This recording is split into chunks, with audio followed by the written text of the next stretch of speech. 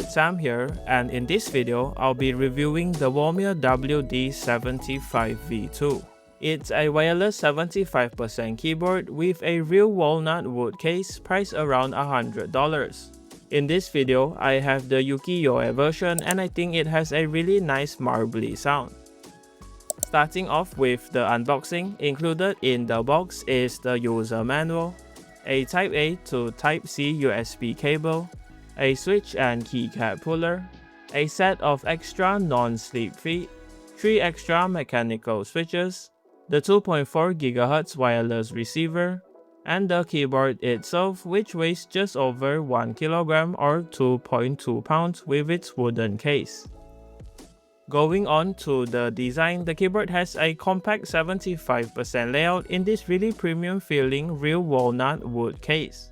It looks awesome and it has the Womier logo engraved on the front, the tri-mode toggle, Type-C port and OS switcher in the middle on the back, and 4 non-slip feet on the bottom where you can also see the natural wood grain on the case. Going back on top, the ukiyo-e version has these rounded MDA profile PBT keycaps with Japanese sub-legends and some sceneries printed on top. I think it matches with the wooden case and gives it a very zen look and feel. The switches are Womier's Palm Mint Blizzard linears that are pre-looped and features a silky typing feel and deep talky sound.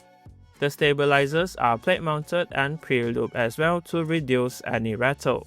The plate is tray mounted so it's more stable and is made from a polycarbonate material providing a softer bottom out feel. And as for the PCB, it's 5-pin hot swap with per key RGB and features a south-facing layout. As for the other components, we have to go through the teardown to see what's included inside. First, the keycaps have to be removed, followed by the 11 screws holding the plate and case together.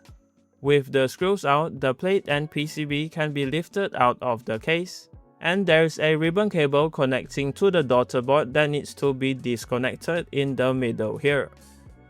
Alright, taking a look at the bottom case, it has 2 batteries which are 8000 mAh in total, and they connect to the daughter board in the middle. Besides that, there's the 11 standoffs for the tray mounted plate, and of course the wood case itself, which is a single block of walnut that has been carved and coated. As for the plate and PCB, there's a total of 4 sound dampening mods. There's a PET sheet, an IXPE switchpad, and a poron foam sandwiched in between, and another piece of poron foam on the back of the PCB. Moving on to the software, the Womier WD75 V2 is compatible with VIA.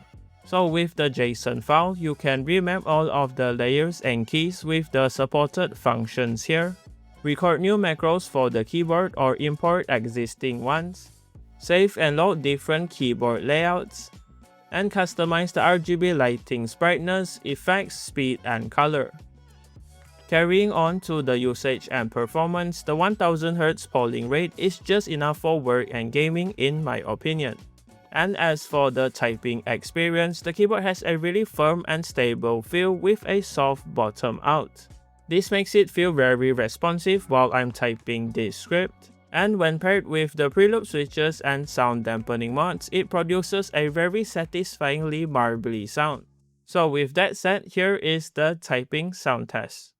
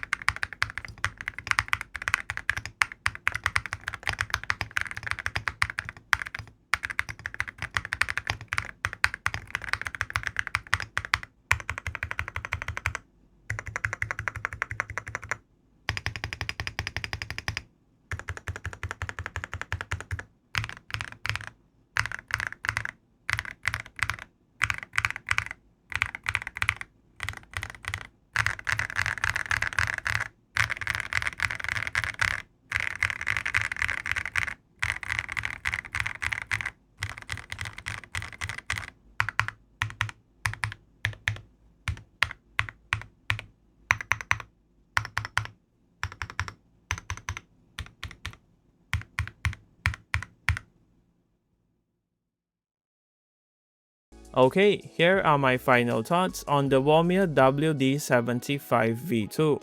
After years of reviewing keyboards, this is actually my first keyboard with a wooden case, and honestly I really like it. There's just something about the wood that brings a more natural and organic feel to the setup. The wood grain also looks great, and being able to feel it in hand makes it stand out from the usual metal and plastic keyboards.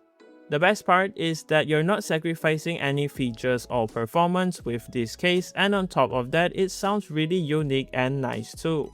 So if you're looking for something a little different than your usual keyboard options, the WD75 V2 is definitely worth checking out. As usual, everything will be linked in the description below if you're interested, and that does it for this video. Thanks to Womier for the keyboard, and thank you for watching. Leave a like on the video if you liked it, dislike it if you didn't, and remember to subscribe if you haven't. See you in the next one.